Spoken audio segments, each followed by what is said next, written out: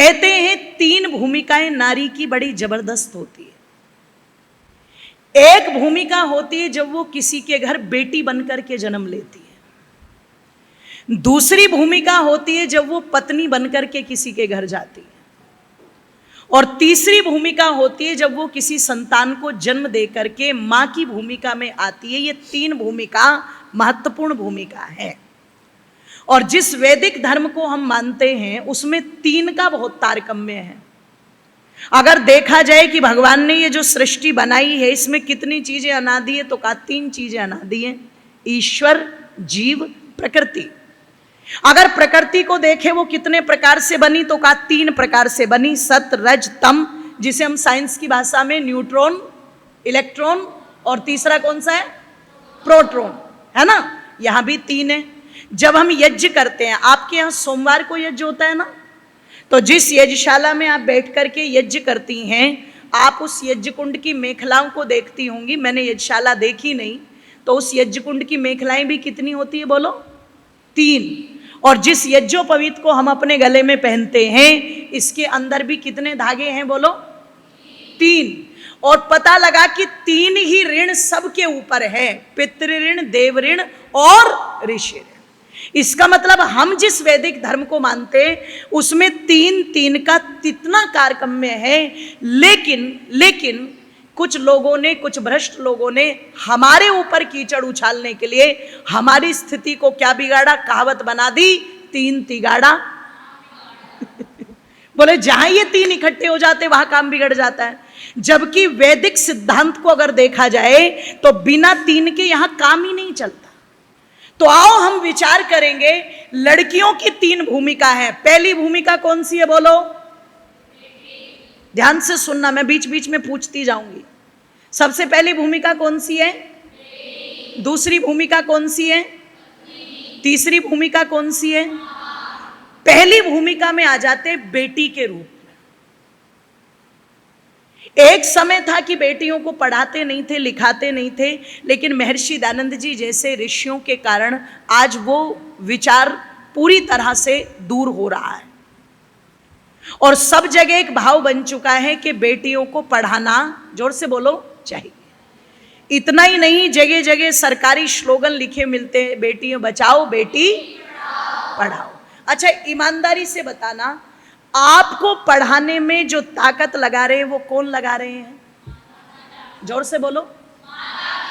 अच्छा, माता पिता बेटियों को क्यों पढ़ा रहे हैं,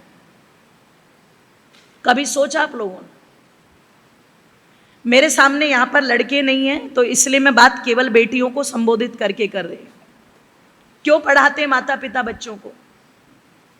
माता पिता का जो बच्चों को पढ़ाने का उद्देश्य है, वो सबसे बड़ा उद्देश्य ये होता है, ये पढ़े लिखें, अपने पैरों पर खड़े हो जाएं और ये जीवन में अच्छे बने, कमजोर ना रहे। यही उद्देश्य होता है कि नहीं होता है? इसका मतलब जो माता पिता हमें पढ़ा रहे हैं, जैसे हम गांव के एक उसमें बैठे हुए हैं परिस्थिति में, और मुझे लगता है कि मोस्टली ज़्यादातर जो यहाँ पर कन्याएं होंगी वो सब आसपास के गांव से ही आती होंगी। ये सच है कि झूठ है? सच है ना? आप सब आसपास के गांव से आते हैं, आपके माता पिता आप पर पूरी ताकत लगा रहे हैं और उनका एक उद्देश्य रहता है कि मेरी बेटी जिस सम्मान के साथ, इज्जत के साथ विद्यालय पढ़ने जाती है, गुरुकुल पढ़ने जाती है, वो जब वहां से लौट करके आए उसी इज्जत, उसी मान सम्मान के साथ लौट करके आए। वो कोई ऐसा काम ना करे कि जिससे मां को नीचे देखना पड़े या पिताजी को नीचे देखना पड़े या समाज में शर्मिंदा होना पड़े। इसलिए घर के अंदर आप जब चोटी बनाती हो तो मां की निगाह आपके बालों पे रहती है, आपने बालों को कैसे बांधा है। आप जब कपड़े पहनती हो तो आपके माता पिता की निगाह आपके कपड़ों पर रहते हैं, बेटी ने कैसे कपड़े पहने हैं। अच्छा, ये जो वे निगाह रखते हैं, शक की दृष्टि से रखते हैं या हमें बहुत ज्यादा प्यार करते हैं इसलिए रखते हैं? सोच के बोलना। वो शक करते हैं हम पर या हमें बहुत ज्यादा प्यार करते हैं? बहुत ज्यादा। और वो चाहते हैं कि मेरी बेटी अपने बालों को, अपने कपड़ों को ऐसे पहन करके निकले कि किसी भी घटिया व्यक्ति की, दूषित व्यक्ति की कुदृष्टि इनके ऊपर ना पड़े। इसलिए मां आपके बालों पर भी निगाह रखती है, बाल कैसे बांधे इनको ठीक कर, ये कपड़े कैसे पहने इनको ठीक कर। पर हमें वो मां जब कहती है तो दुश्मन सी दिखाई देती है, पता नहीं मेरे पीछे ही क्यों पड़े रहते हैं। मेरा मन करता है, लड़की का मन क्या करता है, ऐसे बाल बनाऊं जैसे वो हीरोइन बना करके चलती है, ऐसे कपड़े पहन करके निकलूं जैसे कपड़े वो हीरोइन पहने हुए थे या उसने उस नाटक में पहने हुए थे। हम उन चीजों को देख करके प्रभावित होते। पर एक बात ईमानदारी से बताना,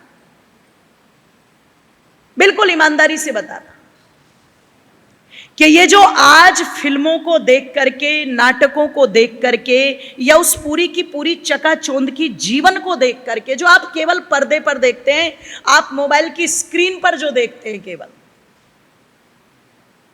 आपको उनके बारे में हकीकत नहीं पता। पर मैंने वो जीवन बड़े नजदीक से देखा है। क्यों देखा है? क्योंकि बहुत बार जाना होता है कार्यक्रम के लिए, और जब कार्यक्रम के लिए जाना होता है तो हर कार्यक्रम में एक दो मॉडल, हीरोइन कोई ना कोई आती ही है। और जब वो आती हैं तो वो बताती हैं कि जो पर्दे पर दिखता है असलियत में वो ऐसा होता नहीं है। जो कपड़े पहन करके केवल नग्नता का प्रदर्शन करके अपने आप को बेचने का काम कर रही है, ध्यान रखना, उनका जीवन एक वेश्या से भी बदतर होता है। बिना नशा किए, बिना ड्रग्स लिए, बिना दवाइयां लिए उन्हें नींद नहीं आती, ध्यान रखिएगा।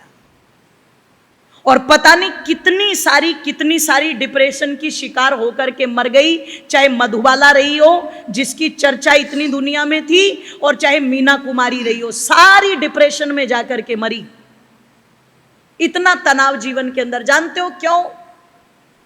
क्योंकि पर्दे पर तो लोग सीटियां बजाते हैं, पर पीठ पीछे ध्यान रखना, उनके अपने परिवार के भी लोग उनको वो इज्जत नहीं देते जो इज्जत मिलनी चाहिए, क्योंकि वो उस इज्जत को जगह जगह पहले ही बेच चुकी है। आपके माता पिता कर आपके बालों पर कि बेटी बाल ऐसे मत बनाना, कपड़े ऐसे मत पहन करके चलना, आपके भी मन में आता होगा कभी कभी। दूसरों को देख करके मैं भी ऐसे कपड़े पहनूं, मैं भी ऐसे बाल बनाऊं, मैं भी ऐसी चाल चलूं। तो मैं एक निवेदन आप लोगों से करूंगी कि परम पिता परमेश्वर ने नारी को पहले ही, ध्यान रखिएगा, परम पिता परमेश्वर ने नारी को पहले ही इतना आकर्षण बनाया है, इतना आकर्षण दिया है कि उसे अलग से अपने ऊपर लेप चढ़ाने की कोई आवश्यकता, जोर से बोलो। इसलिए वेद क्या कहता है? अधः पश्वस्य मोपरी। हे नारी, अगर तू अपने पिता के सम्मान को बढ़ाना चाहती है, पति के सम्मान को बढ़ाना चाहती है, या परिवार के सम्मान को बढ़ाना चाहती है, तो तू हमेशा ऐसे चल कि तेरा कोई भी अंग दिखने ना पाए।